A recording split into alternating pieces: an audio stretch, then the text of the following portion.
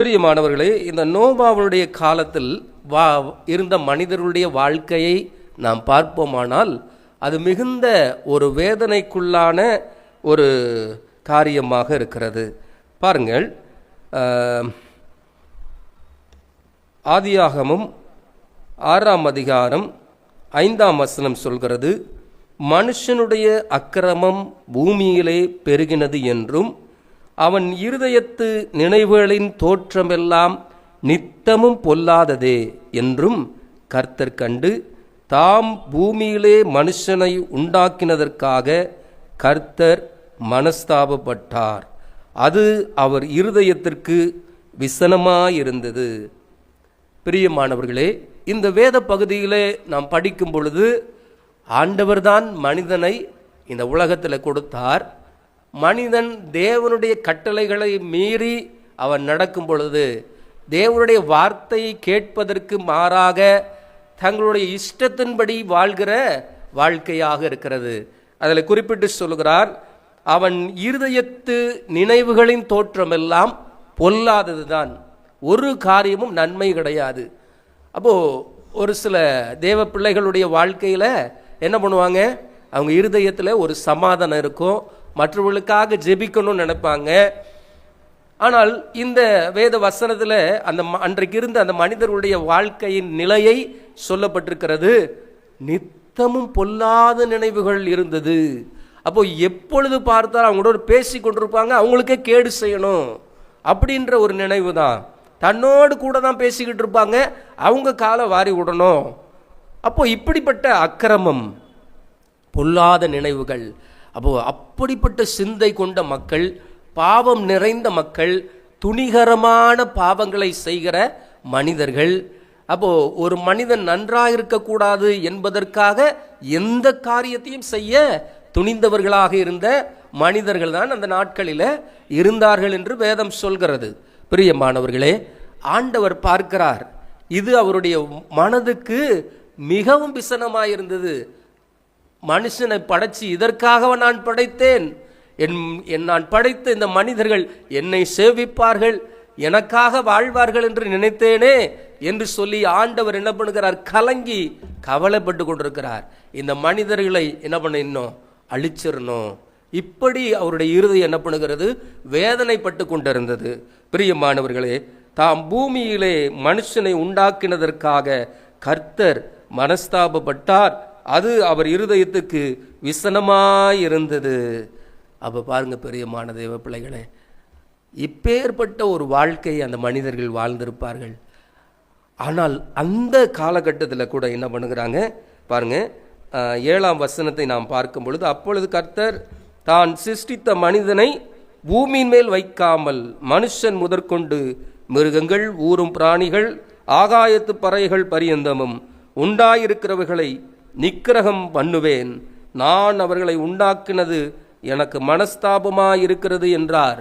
ஆண்டவர் என்ன பண்ணிட்டாரு, மொத்தமாக அழிச்சிடணும். எல்லாரும் என்ன பண்ணுகிறாங்க, எல்லாருடைய நினைவுகளும் அப்படி இருக்கிறது, பொல்லாதவைகளாக இருக்கிறது. அப்போ இவங்களை அப்படியே விட்டா என்ன பண்ணும், இன்னும் நாட்டை என்ன பண்ணுவாங்க, கெடுத்துருவாங்க என்பதை ஆண்டவர் என்ன பண்ணுகிறார், இந்த மனிதனை படைத்ததற்காக ஆண்டவர் மனஸ்தாபப்பட்டார் என்று சொல்லி, மனஸ்தாபமாக இருக்கிறது சொல்லி 2வது முறை அந்த வார்த்தை இந்த 7ஆம் வசனத்தில் வருகிறது.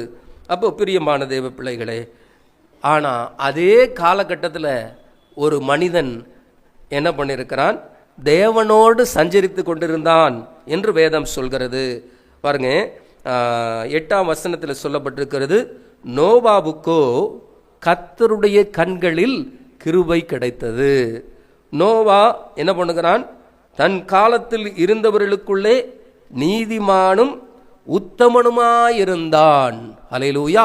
பிரியமானவர்களே, அதே போல பாருங்க, 5ஆம் அதிகாரம், ஆதியாகமம் 5ஆம் அதிகாரம் 22ஆம் வசனம் சொல்கிறது, ஏனோக்கு மெத்துசலாவை பெற்ற பின் 300 வருஷம் தேவனோடு சஞ்சரித்து கொண்டிருந்தான். ஏனோக்கும் என்ன பண்ணுகிறான், தேவனோடு சஞ்சரித்து கொண்டிருக்கிறான். நோவாவும் தேவனோடு சஞ்சரித்து கொண்டிருந்தான். 9ஆம் வசனத்திலே பார்க்கிறோம், நோவா தேவனோடு சஞ்சரித்து கொண்டிருந்தான் என்று பார்க்கிறோம். அப்போ நோவாவுக்கு முன்பதாக ஏனோக்கு என்ற தேவ மனிதன் தேவனோடு சஞ்சரித்து கொண்டிருந்தான். தேவனோடு சஞ்சரித்து கொண்டிருந்தான் என்றால் தேவனோடு பேசி கொண்டிருந்தார்கள். ஒவ்வொரு நாளும் தேவனோடு இருக்கிற அந்த ஐக்கியத்தில் உறுதியாக இருந்தார்கள். அப்போ ஆண்டவரோடு கூட ஒரு நாள் ஜெபம் பண்ணுவாங்க, ஒரு நாள் விட்டுருவாங்க. அப்படி அல்ல, எந்த சூழ்நிலையிலும் தேவனோடு இருக்கிற அந்த ஐக்கியத்தில் அவங்க உறுதியாக இருந்தாங்க. பிரியமானவர்களே, அப்படிப்பட்ட ஒரு வாழ்க்கை வாழ்ந்த ஒரு நோவாவுக்கோ கர்த்தருடைய கண்களில் கிருபை கிடைத்தது என்று வேதம் சொல்கிறது. பிரியமானவர்களே, அந்த நாட்களில் எல்லா மனுஷரும் பூமியில் அக்கிரம் பெருகி கொண்டிருக்கிற அந்த காலகட்டத்தில் தேவனுடைய இருதயம் மனஸ்தாபமாக இருக்கிறது. எல்லாரையும் அழிச்சிருவேன்னு சொன்னார். ஆனால் ஒரு மனுஷன் மேலே மாத்திரம் ஆண்டவருடைய கண் இறங்குறது. நோவாவுக்கோ கர்த்தருடைய கண்களில் கிருபை கிடைத்தது. அல்லேலூயா. அப்போ பாருங்க, இன்றைக்கு நாம் வாழ்ந்திருக்க காலகட்டத்தில் பார்க்கும் பொழுது நோவா காலத்தில் இருக்கிற மனிதர்கள் போலவே அநேக மனிதர்களை நாம் பார்க்கலாம். இந்த வேத வசனத்தை படிக்கும் பொழுது, ஐயா என் வீட்டில் நடக்கிறது போலவே இருக்கிறேன் நம்ம சொல்லலாம், நம்ம நாட்டில் நடக்கிறது போலவே இருக்கிறதுன்னு சொல்லி நம்ம நினைக்கலாம். அதே போல தான் அந்த நாட்களில் என்ன பண்ணுது, ஒரு பொல்லாத நினைவுகள் இருக்கிற மக்கள் இருந்திருக்கிறாங்க.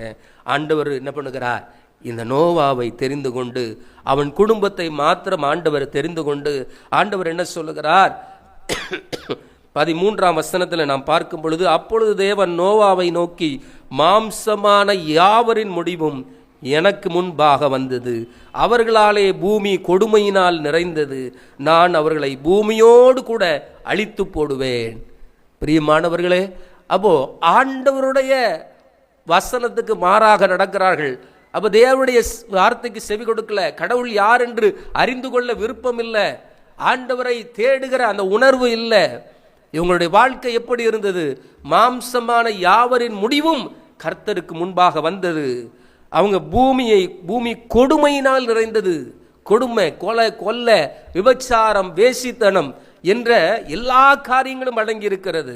ஆண்டவர் என்ன பண்ணுகிறார், நான் அவர்களை பூமியோடு கூட அழித்து போடுவேன்.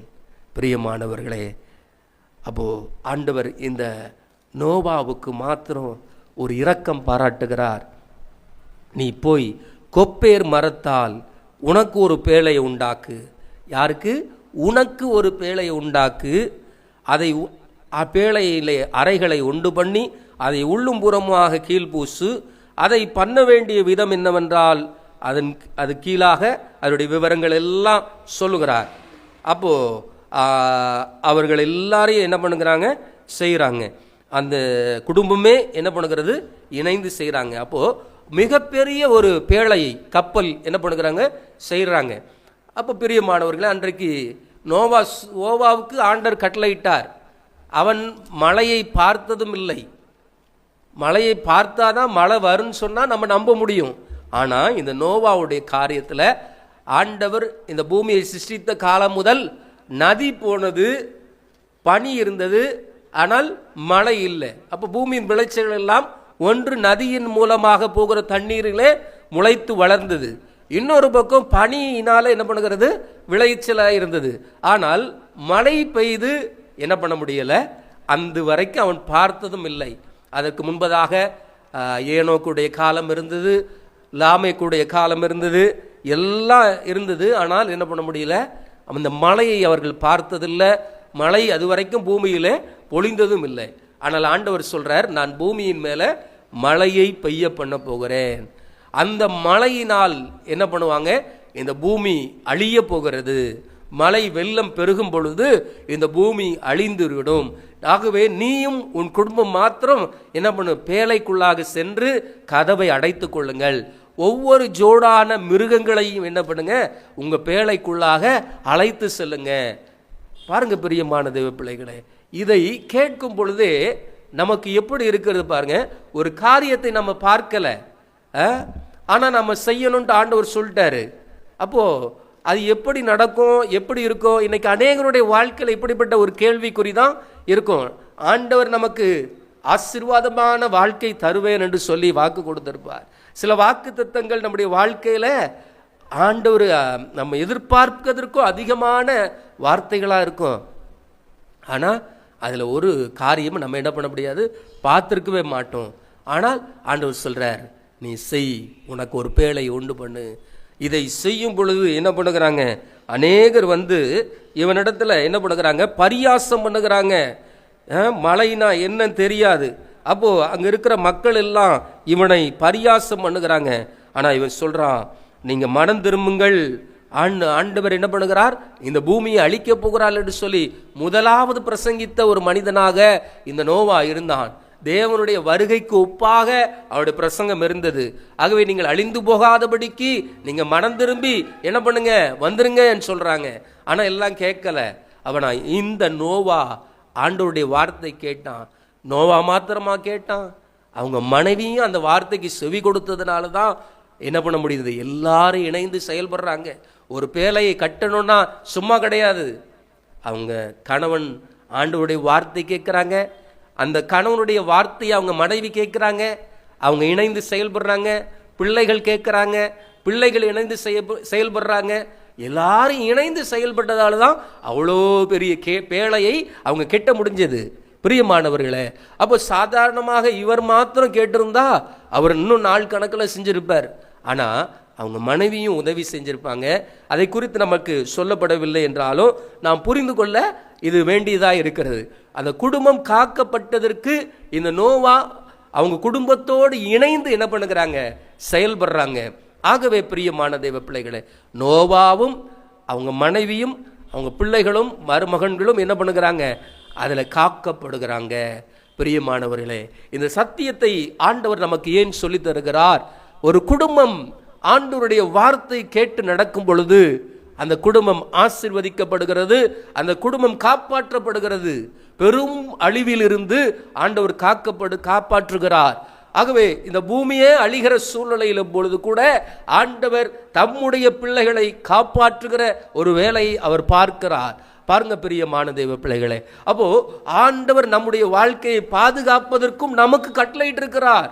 அப்போ நாம் காக்கப்பட வேண்டும் என்றால் தேவனுடைய வார்த்தைக்கு செவி கொடுத்து அவருடைய வழியில் நடக்கும் பொழுது கர்த்தர் நம்மை காக்கிற தேவனாக இருக்கிறார். ஆகவே பிரியமான தேவ பிள்ளைகளே, ஆகவே உன்னதமானவரின் மறைவில் இருக்கிறவன் சர்வ வல்லவருடைய நிழலில் தங்குவான் என்று சொல்லப்பட்டிருக்கிறது. இந்த நோவா தேவனோடு சஞ்சரித்து கொண்டிருந்ததுனால அவனும் அவன் குடும்பமும் காப்பாற்றப்படுகிறார்கள்.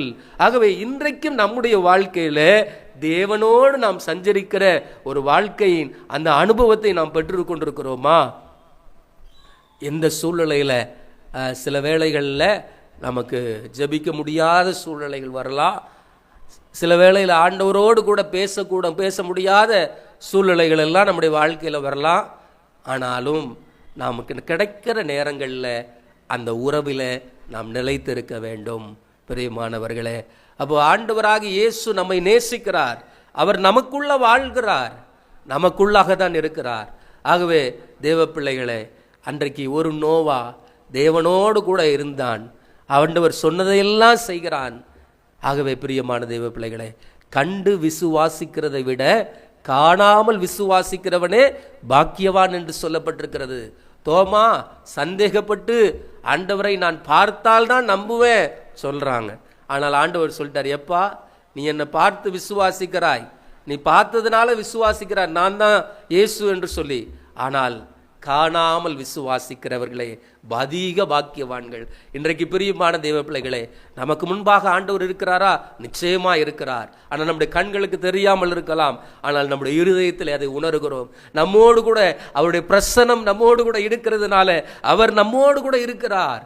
ஆகவே பிரியமான தேவ பிள்ளைகளே, அப்படி நாம் விசுவாசத்தோடு ஜெபிக்கும் பொழுது ஆண்டவர் நம்மோடு கூட இருக்கிறார், நம்மை பாதுகாக்கிறார். நம்ம கோட்டையாக அரணாக அவர் கூட இருக்கிறார், அவர் கேடகமாக இருக்கிறார். பிரியமானவர்களே, அவர் உங்களோடு கூட இருக்கிறார், உங்கள் வாழ்க்கையோடு கூட இருக்கிறார். நீங்க நடக்கிற பாதைகளிலே அவர் கூட வருகிறார். ஆகவே சோர்ந்து போகாதீங்க, நம்முடைய வாழ்க்கையில ஜெய கிறிஸ்து நம்மோடு இருக்கிறார். ஹல்லேலூயா. ஆகவே பிரியமான தேவ பிள்ளைகளே, பாருங்க, அவன் தேவன் 22ஆம் வசனம் சொல்கிறது, நோவா அப்படியே செய்தான், தேவன் தனக்கு கட்டளையிட்டபடியெல்லாம் அவன் செய்து முடித்தான். அப்போ பிரியமானவர்களே, அந்த பேழைக்குள்ளாக அவனும் காக்கப்படுகிறான், அவன் குடும்பமும் காக்கப்படுகிறது. மிருக ஜீவன்கள், எத்தனை மிருக ஜீவன்கள் உள்ள அடைக்கணும். இன்றைக்கு ஒரு புது உலகமே என்ன பண்ணுகிறது, ஆண்டவர் என்ன பண்ணுகிறார், பழைய உலகத்தை அழிச்சிட்டார். ஒரு புது சிருஷ்டியாக தான் ஆண்டவர் என்ன பண்ணுகிறார், உருவாக்குகிறதை நாம் பார்க்கிறோம். ஆகவே அப்போ நோவாவின் காலம் வரைக்கும் இருந்த மனிதர்கள் எல்லாம் அழிக்கப்பட்டார்கள். நோவாவின் குடும்பமும் அந்த இருக்கிற மிருக ஜீவராசிகள் மாத்திரம் காக்கப்பட்டது. ஆகவே அந்த ஜலப்பிரளயம் என்ன பண்ணுகிறது, 150 நாட்கள் வரைக்கும் என்ன பண்ணுகிறது, பூமியிலே இருந்தது என்று வேதம் சொல்கிறது. ஆகவே அப்பொழுது அந்த நாட்களில் அந்த வெள்ளம் வடிந்த பின்பதாக இந்த நோவா என்ன பண்ணுகிறார், பறவைகளை அனுப்புகிறார்.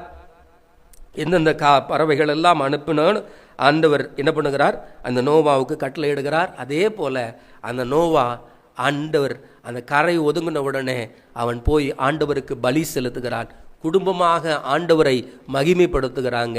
ஆகவே தேவ பிள்ளைகளுக்கு ஒரு பாதுகாப்பு என்றால் தேவனோடு இருக்கிற அந்த ஐக்கியத்தில் இருக்கும் பொழுதுதான் அவளுக்கு பாதுகாப்பு. ஆகவே தேவன் நம்ம கட்டளையிட்டு சொல்லுகிற ஒரு காரியம் என்னவென்றால், அவரை நோக்கி பாருங்கள். ஆகவே முதலாவது தேவனுடைய ராஜ்யத்தையும் அவருடைய நீதியும் தேடுங்கள், அப்பொழுது இவைகள் எல்லாம் உங்களுக்கு கூட கொடுக்கப்படும். அப்போ நம்முடைய வாழ்க்கையில் பல தேவைகள் இருக்கிறது, பல சூழ்நிலைகள்